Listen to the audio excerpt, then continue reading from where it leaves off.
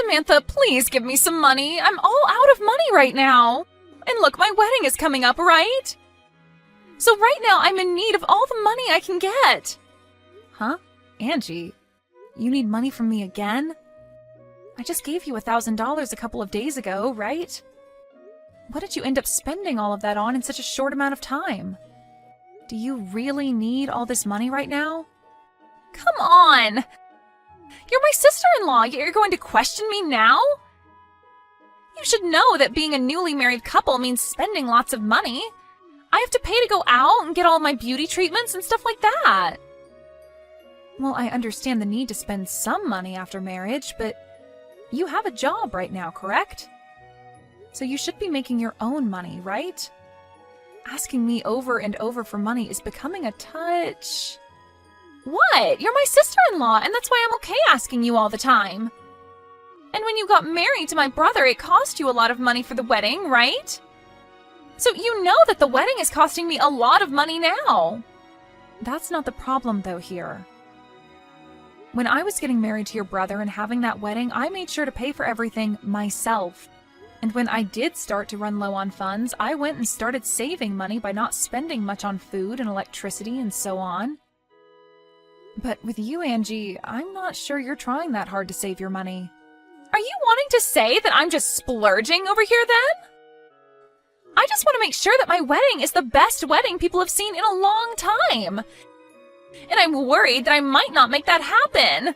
I have to look my best on that day, and I'm worried that what I'm doing is not enough. All right, I understand how you feel. But that's not the case with you right now. I'm talking about how most people will save up a lot of money for times like getting married and such. But you seem to be asking for money more than you are saving it. So, in other words, you're saying that you don't want to pay for the wedding? And that you don't like the idea of giving me money? I never meant it like that, Angie. I just want you to know that I'm not your purse. But the problem is that you have been asking me a whole lot recently to hand you money whenever you feel you're getting low on funds. What's wrong with you? I never meant to use you like a purse. You just happen to have a lot of money, right? You saved up a lot and are also bringing in large paychecks every month. So you should have the money to help a poor little girl like me out, right? Well, Angie, the reason that I save so much money and make a lot of it is because I want it in case of emergencies. It's not all for me to give away to you, okay? I think it's time you start thinking about saving money more often and continuously for your future that might have kids and things like that. That's what I'm doing with myself right now. I want to be able to retire early in my life, so I've been saving up a lot of money now for that. Are you serious? But you're already 30 years old right now, right? Don't tell me you're thinking of kids or anything like that still. Do you even have the strength at your age to carry a baby? I wouldn't say things like that if I were you. I have been saving up money my whole life, as well as made sure to find a good career where I bring in a decent amount of money from. And I plan to still think about things like kids as well now that I feel financially safe. And that's why right now I'm at that point where I might actually want to become a mother. Is that so? But if you give some of your money to younger people, you won't face any problems, right? Heck, you can give money to me like I'm your kid and I'll go ahead and have a baby for us. That is not what any of this is about. And another thing, Angie, what's going on with you? Recently, you've become a bit too forward with your thoughts and it's getting a bit out of hand. Is that what you think? Because I've been thinking the same thing about you, Samantha. Recently, you've become more of a selfish penny pincher around me. You have all that money, but you aren't willing to share it. Well, if you want money so badly, then why not get a side hustle? Then you can start to make even more money for yourself. Because I'm not going to be the one to keep handing you money left and right. I have to give up a lot of my time working to make money like I have been. Oh, please, I'm not the kind of person that does well with a job. I'm already planning to become a housewife the moment we have our wedding. So that's why I quit my job a little while back. Leaving that place to be a free woman, it felt so good to become my own person again. What? You already quit? Don't you think that was a bit too early on your part? And right now you still have a lot of time left before you guys get married, right? So you should be using the time you have now to work your hardest and save up a lot. Samantha, you really love to talk about money, don't you? Why, if one has time, should they have to use it to make and save money? In my case, I'm going to be getting a lot of money with this marriage, so I don't have to worry about wasting my time working when I can rely on others for money. You're talking about relying on me right now. Well, you're one person that I rely on, but my fiancé is expected to be making bank in a few years more. So I think this marriage will be the turning point for me where I can cut ties with working. I'll be able to do whatever I want with no boss looking over my shoulders. What? Is your fiancé okay with you doing something like that? Of course he is. He said as long as I do the chores, he's okay with it. Then why aren't you asking him to give you money now? There shouldn't be a reason for you to ask me anymore, right? Well, about that, he might think I'm trying to leech off of him. What? I haven't actually told him I quit my job yet. I plan to make him believe that I'm the perfect woman before the day we tie our knot. Right now, he thinks I'm working all the time and saving up, and the day we marry, I want him to think I quit my job just for him. What the heck? Are you sure it's okay to be doing all of that right before your marriage? If you keep that up, he might find out later and you'll be screwed. Hiding things from him just so that he'll keep loving you isn't right. Huh? What's up with you now? Are you getting jealous of me? Sucks to be you right now, huh? My brother has never had a lot of money, making you work all the time. But I guess that's on you for choosing to marry a man like him in the first place. I like to work a job, so it has nothing to do with him. If he was making more than me right now even, I still wouldn't quit my job. I'm not that into being a housewife. I like to think that the money you want to spend has to come from the work you've put in. Oh, so you're one of those people. Women like that end up getting cheated on by their husband at some point and have to deal with that in their old age as well as with all the health issues they get after. I think you'd better have a kid soon so that my brother doesn't leave you. I'm just going to assume you're saying that out of worry for me. But don't trouble yourself with that, because we do have kids on our mind at the moment. You really try to be a strong woman. Well, whatever. You do what you want to do, because it has nothing to do with me. But anyway, make sure to put another 1,000 in my bank account, okay? Well, I'll text you again the next time I need some money. Wait, Angie! I told you I'm finished giving you money. Stop asking me for money. Hey, Seth, can you do something about your little sister? She's come back to me again asking for more money. But I've had enough of her and said no this time. What? She's at it again? I'm so sorry about her. She really has no clue what she's doing right now. I'll make sure to tell her again, but with a bit more seriousness this time. But what's worse is that she's told me she quit her job. And that's her reason for asking me all the time for money now. Don't you find all of this a bit strange now? I am not her eternal ATM, okay? What? She quit her job now too? I get that she wasn't making that much working there, and would come and ask me from time to time for money, but I think once she's married, all of this will be resolved. I'm sorry, but that girl has gone on with all of this long enough, Seth. Remember when we took a small vacation together and let her stay at our place? We came back to our house being a mess and a lot of our things missing because of her. I know that she has a lot of things wrong with her in her head. I just didn't think she would go this far. It's because while we were out of the house, she saw my checkbook and saw how much money I was making. That's when she started asking me for money as well. But what I learned today is that her fiancé apparently has a lot of money as well. So I really hope that you're right about saying that after her marriage, this should all be resolved. That's just a hope of mine, though. You don't have to give her any more money, okay? Yeah, I'm sure it won't be. For a little while, I thought she was a nice person to deal with, but recently she's gone too far and I'm not having it.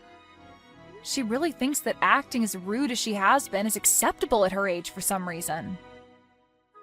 I could see that. If we really have to, we can always cut ties with her after her wedding. Ah, and now that I think about it, I want to change the subject. Did you see we got a message saying that we are allowed to take out that loan on a new house? What? Get out of here! I never saw any message about that! Perfect! Now we can move out of this place! Absolutely. And about moving into a new house, to avoid having Angie come over at all when we're away, let's just keep our address a secret from her. How does that sound? Actually, I was thinking the same thing. Let's move out of here without telling anyone. Alright. Well then, let's end our rental agreement on this place once our wedding is over. And then we can get out of here. Alright, that sounds great. Samantha? Can you make sure to bring me $30,000 as my wedding gift today? If you can make that happen, then I'll never ask you for any more money. I'll allow this payment to be your way of celebrating my big day. What are you talking about? $30,000 is not an amount anyone would give on your wedding day. But I'm your sister-in-law, and it's normal for you to want to give me a large amount, right? If you don't end up bringing me that $30,000, then I'm afraid you won't be allowed to attend my wedding. I'm telling you that the $30,000 is not only a gift for me, but an entrance fee as well now. And it would be terrible if the family saw that you never showed up to my wedding. They might think of you as a stingy and selfish sister who doesn't care about us. Oh, understood, Angie. So that's what you think of me being your sister-in-law? That's right. As long as you give me that last bit of that money, I'll no longer bug you anymore. I'll even consider you my real sister if you can give me that money. So I'm looking forward to that money getting to me. Then I'd like for you to pay me $60,000 for your wedding. Huh? What are you talking about? You haven't heard yet? I planned on paying for this whole wedding for you. I had worked for the group that put together this wedding before, and so I got a discount through them to give you this wedding. I was totally fine doing that for you because I believed you were like a cute little sister to me. Huh? Wait. The ones paying for this wedding should be my parents and my brother, right? Well, at first, that's what they'd all been saying. But then things turned into only your brother and I having to pay. Because your parents were kind enough to pay for part of my wedding back in the day. I didn't want to make them pay for yet another wedding again, so I told them that just Seth and I would pay, half and half. Huh? Are you kidding me? If I'm to stay away from your wedding, though, I won't be able to get that discount for the wedding. And the full price will have to be paid. And after taking a look at the original cost, it'd be $60,000. And that would need to be paid by you. Well, good luck with that. You're lying. Wait. I never heard a thing about this. If I'd known that, I would have been a little nicer to you. You shouldn't have had to know about that to be nice to me, though. I've already given you a ton of money as it is. If you're not even going to be nice to me because of that, then I don't care about how you act with me now because I'm sick of you. If you really want to be nice to me now, give me back my money and pay for the wedding. All right, hold on a sec. And now that I think about it, it's all right for you to come to my wedding. I won't make you pay that $30,000 anymore now. I don't need it anyway, so just pay for the wedding and I'll be set. I'm not paying for it now. I don't have the money anymore to be paying for a rotten girl like you. You would never be able to pay for a wedding like the one I put together for you anyway, so at the very least, you should be saying thank you for that first. All right, I'm sorry. Just come to my wedding now and make sure to pay for it. No. I'm planning on explaining all of this to your family right now as well. And then I'll head back home and enjoy my day off work. And Seth is with me right now, and he says he'll be coming home with me as well. If you're going to do that, then I'll come to you right now. I'll come to your house and start screaming at the top of my lungs and make all sorts of noise to make you guys pay. If you don't want me to embarrass you guys in front of all your neighbors, then shut up about going home and come pay for my wedding. We've already moved into a new house. So the place you knew about isn't where we're living anymore. So you can go there and make all the noise you want, but you'll most likely be taken away by the police. Huh? What? That's definitely a lie, right? I'm not lying, Angie. I told you, I plan to go to the next phase of my life and hope to become a mother. So we've bought a house and we'll start to work on making babies and having a fun little family here. And since you'd be getting in the way of that, we're cutting ties with you. Wait, I get it now. I'll apologize to you for real now, so come back here. I really do not want my wedding to fall apart now. Well, for me, that's kind of what I want to happen to your wedding. And it's too late now to cry and scream about it. You really should have hidden those rotten intentions from me a little bit longer, right? But I think a rotten girl like you having her wedding fall apart around her and going to hell is a perfect ending. After that, Angie continued to cry to Samantha, asking her to pay for her wedding and everything. But Samantha made it clear she wasn't paying anymore and proceeded to block Angie's number. This then led to Angie's fiancé losing faith in his bride after the news spread, and the wedding was finally brought to an end. Angie ended up having to pay for all the cancellation fees for her wedding, and her getting to marry her fiancé was also long gone. Right now, it seems as though Angie is living the worst time of her life. But as someone who could never thank anyone for the money she constantly took from them, her having to go through this kind of hell is only natural.